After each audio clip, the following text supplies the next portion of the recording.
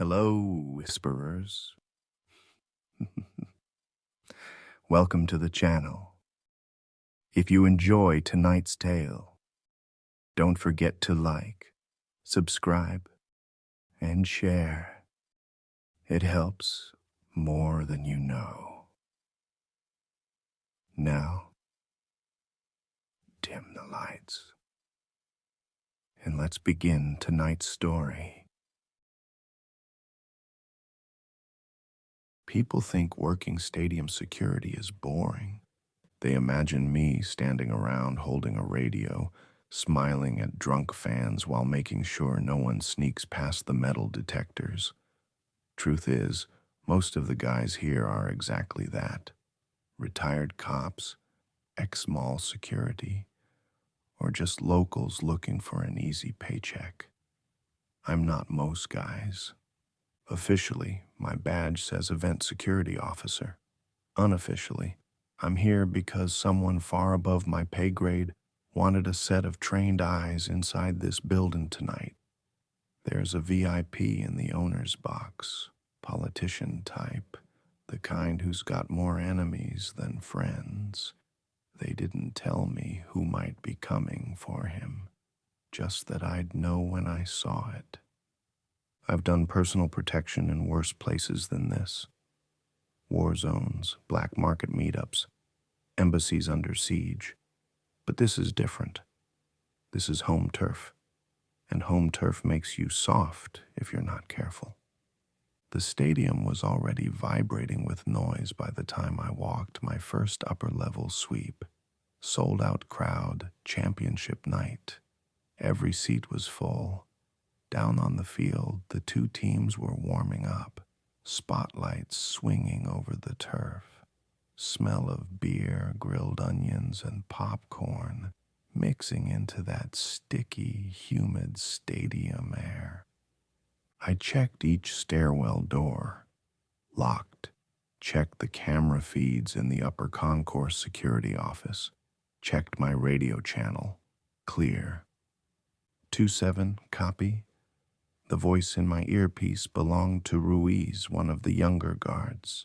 Nervous kid. Go for 27, I said. You still posted? Upper East? Affirm. He hesitated, then said, You see the news earlier? That chemical spill downtown? Not my department. Yeah. Just a lot of cops out front today, more than usual. I let it hang. Stadium security runs on a need-to-know basis. I didn't need him panicking. Around 1800 hours, the crowd noise dipped into that eerie pre-kickoff lull, anthem time. I leaned against the wall near Section 311, watching the stands rise, phones out, flashlights waving. That's when I noticed the first weird thing. Two uniformed cleaning staff pushing a cart up the service tunnel behind the visitors' bench. Cleaning crew doesn't come on during game time, especially not through a live player access tunnel. They were moving too fast, shoulders hunched, pushing something big under a tarp. No one else seemed to notice. I keyed my radio. Ops, you got eyes on service tunnel B? Static. First quarter went smooth. Nothing worse than a couple drunk fans arguing over seats. I spent most of it pacing the concourse, clocking exits and choke points in my head. Years of training make it automatic. If something goes wrong, I already know 3 ways out. By the second quarter, my instincts were humming again. It's a subtle thing. Your skin tightens, heart rate ticks up, breathing changes, like your body's reacting to something your eyes haven't caught yet. Then I heard it over the comms. Not words, screams. Short, sharp, cut off. Somebody yelling, "Oh God," before the line drowned in static. I was already moving toward the nearest stairwell when the first real sound hit, the kind of roar a crowd makes when they think a fight's breaking out. Only this time, it wasn't in the stands. It was below them. I took the stairs 3 at a time, down to the main concourse. The place was chaos. Fans shoving in every direction, kids crying, beer cups flying. I saw Ruiz halfway down the hall, waving people toward an emergency exit. "What the hell's going on?" I shouted over the noise. "They came out of the tunnel, biting people." A heavy clang from behind him made both of us look. The service tunnel double doors slammed open like they'd been hit by a battering ram, and out poured the first wave. They didn't look right. Faces slack but twisted, eyes glazed like frost over glass, clothes soaked in blood that wasn't all theirs. The first one that locked eyes with me, its mouth peeled open so wide I heard the jaw pop. The crowd's scream shifted from confused to pure terror. That sound, you never forget it. I pushed through the surge of people moving toward the breach. Training overrode everything else.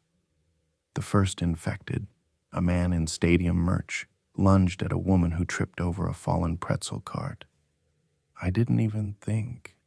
My issued baton hit him across the temple with a thwack. He barely flinched. That's when I knew this wasn't drugs, wasn't some drunken fight. This was something else. The woman crawled away, screaming. The man turned toward me, neck twitching like it was on rusty hinges. I went for my sidearm, except event security doesn't issue firearms. But 3 feet to my right, a county deputy was on the ground, hands clutching his shredded throat. His Glock lay half a foot from his fingers. I grabbed it. The infected lunged. One shot to the forehead dropped him instantly. The echo rang through the concourse. People were stampeding now. Every exit jammed with bodies. Some fell and never got up, trampled under sneakers and cleats. Over the radio, 6 voices shouted conflicting orders until it turned into an incoherent wall of sound. I spotted 2 more officers getting overrun near the concessions. I fired 3 rounds each, dropping the attackers. The officers scrambled up, wide-eyed, and followed me toward the east corridor. We had maybe 20 seconds before the next wave. I slammed a stairwell door shut and threw the bolt. Just as it clicked, I caught sight of the service tunnel floor, bloody water seeping out under the doors. Floating in it was a toppled hazmat crate, the bright blue ViraClean logo stamped across the side. The lettering was smeared with handprints. We pulled back up the stairwell toward the press box level.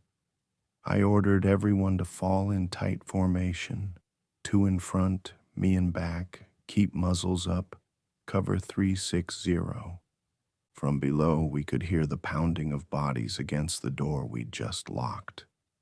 It wouldn't hold forever. When we reached the top landing, the world narrowed to the sound of my own breathing. I peeked through the narrow glass of the fire door. Press level was deserted. TVs still played the game feed, oblivious. "Move," I said. We slipped inside, locking the door behind us. For the moment, it was quiet, but the screams from below were getting louder. And I knew, in my gut, that we'd just trapped ourselves above thousands of them. The press level was supposed to be quiet, VIP territory, controlled access. Tonight it looked like the aftermath of a riot. Chairs overturned, champagne glasses shattered across carpet, a half-eaten tray of sliders on the floor with blood smeared through the grease. I swept left while Ruiz and a stocky officer named Jensen cleared right. That left Barnes, the oldest guy on the shift, to watch our six. "Barnes, lock the fire door," I said. He hesitated. "If we seal it, they'll tear through it in minutes. This just buys us seconds. Seconds are gold in situations like this." Through the glass walls of the suites, I could see the field below. It was no longer a game. The players had scattered. Half were running toward the locker rooms, the other half swallowed in the chaos at the 50-yard line. The infected poured into the stands like water into a sinking ship, surging up the rows, dragging people down in clusters. I forced my eyes away. Watching it wouldn't save anyone. We moved fast, stepping over dropped cameras and scattered press notes. A lone figure stumbled out of a broadcast booth ahead, holding his arm like it was broken. His suit jacket was torn, and his mouth was moving too fast, words spilling over themselves. "Stay back," I ordered, pistol raised. He didn't listen. He just kept coming, muttering about how they were already dead when they hit the ground. Then his jaw opened too wide, eyes rolling white, and he lunged. Ruiz froze. I didn't. One round took him between the eyes. The shot popped my ears. Glass trembled in its frame. Barnes cursed under his breath. Jesus Christ, these are people. They were people, I said, checking the corners. Not anymore. That's when the pounding started, back at the fire door. The infected had found us again. We ran. The eastern stairwell was blocked. 2 vending machines toppled into the doorway during the stampede. Jensen tried to budge them, but they wouldn't move. We cut through the sweet kitchen instead, narrow aisles between stainless steel counters. The smell of burnt meat and bleach hit me like a wall. An infected in a blood-stained server's uniform came at us from behind a prep station. Jensen met him with a chair to the chest, sending him staggering. Then I fired twice to finish it. We pushed through into a staff hallway. Somewhere below us, a woman was screaming, a high, unbroken wail.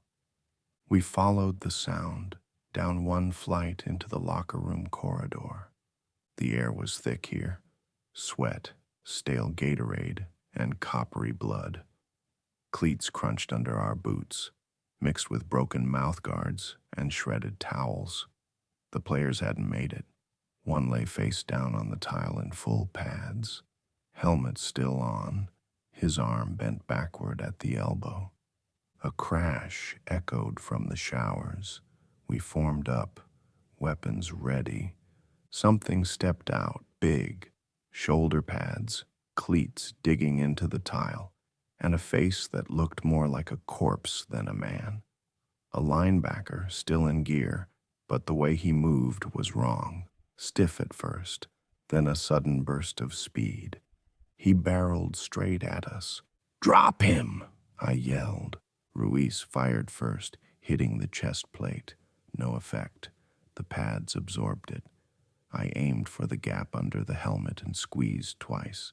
The head snapped back, and he went down hard, helmet clattering across the floor. We didn't stick around.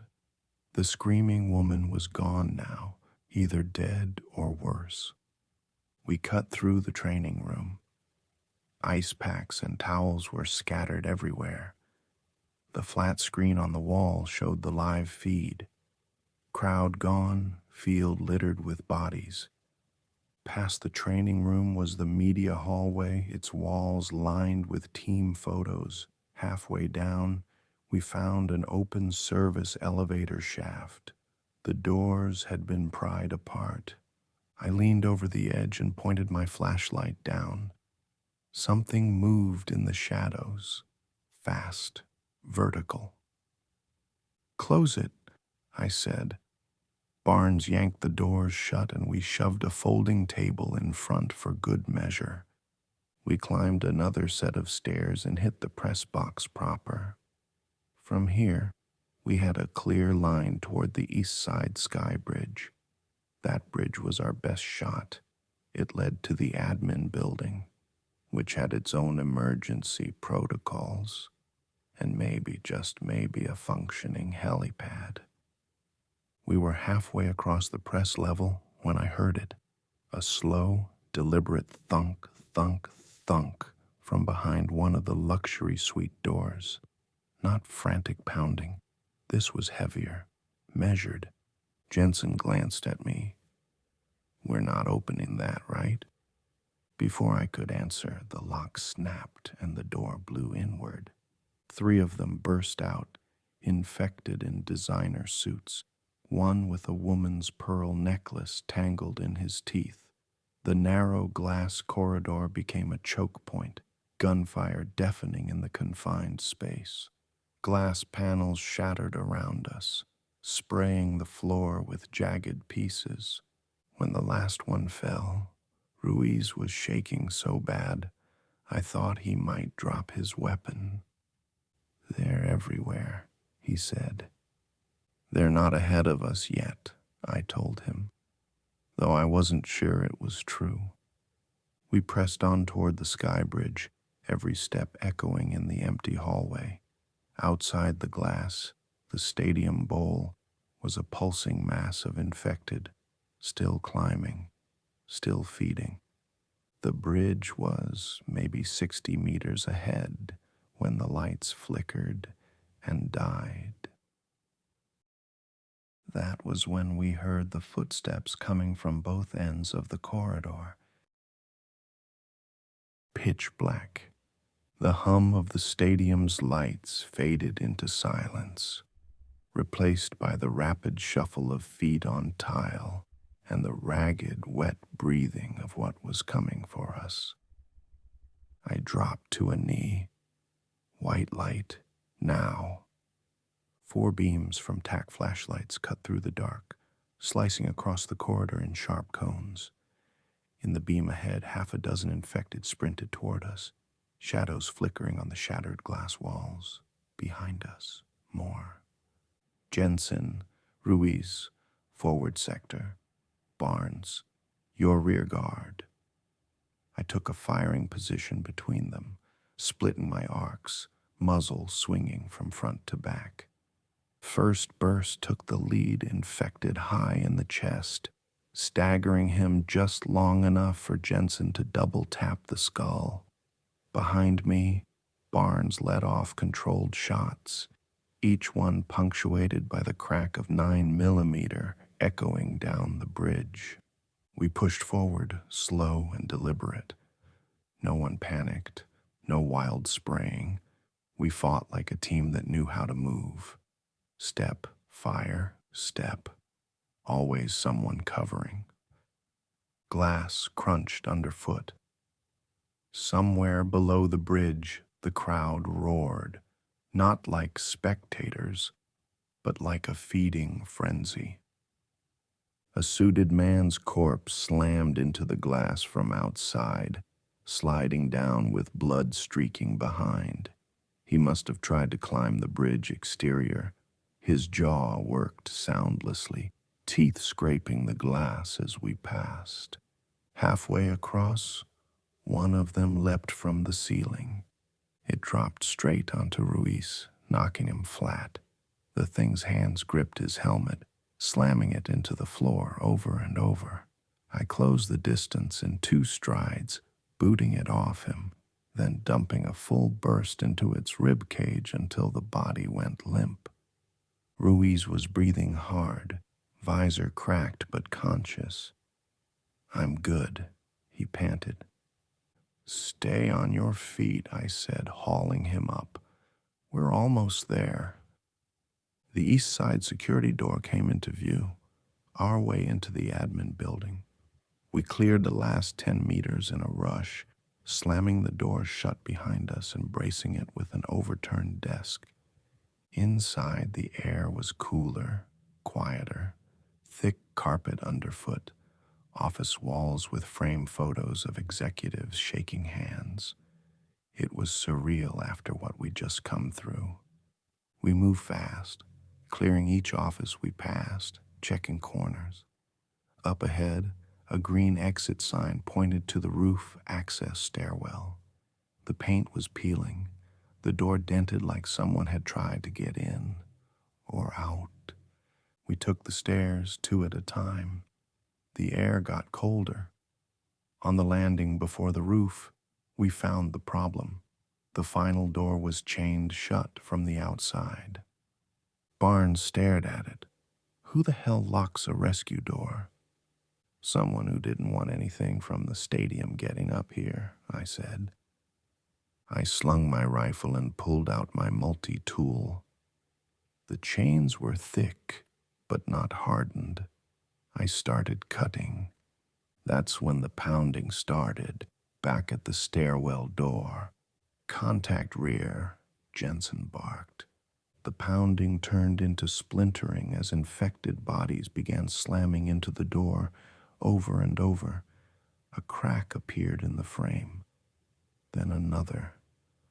30 seconds, I said, working the bolt cutters as fast as my arms would go. My forearms burned. The stairwell door gave way. They came in hard. 3, 4, then more. The narrow stairs forcing them into a bottleneck, but giving us nowhere to fall back. Barnes and Jensen opened up, each shot deafening in the enclosed space. Brass rolled down the steps, pinging against the walls. The last link in the chain snapped just as one of them broke through our line, clawing at Jensen's vest. I grabbed the back of his collar and yanked him through the roof door. Cold night air hit us like a slap. The helipad sat 20 feet away, bathed in the harsh white glare of a spotlight, and in that light, salvation. A rescue chopper hovered low, rotor wash blasting our faces. The crew chief was already waving us in. We ran. Infected poured through the roof access behind us. I ripped a flashbang from my vest, yanked the pin, and tossed it through the doorway. The detonation turned the world white and silent, buying us just enough time to scramble aboard the chopper. The crew chief slammed the side door. "We're out," he shouted into his headset. As we lifted away, I looked back at the stadium. From up here, it didn't look like a sports venue anymore. It looked like a living pit, a writhing, seething mass of bodies clawing over each other, hungry for anything still breathing.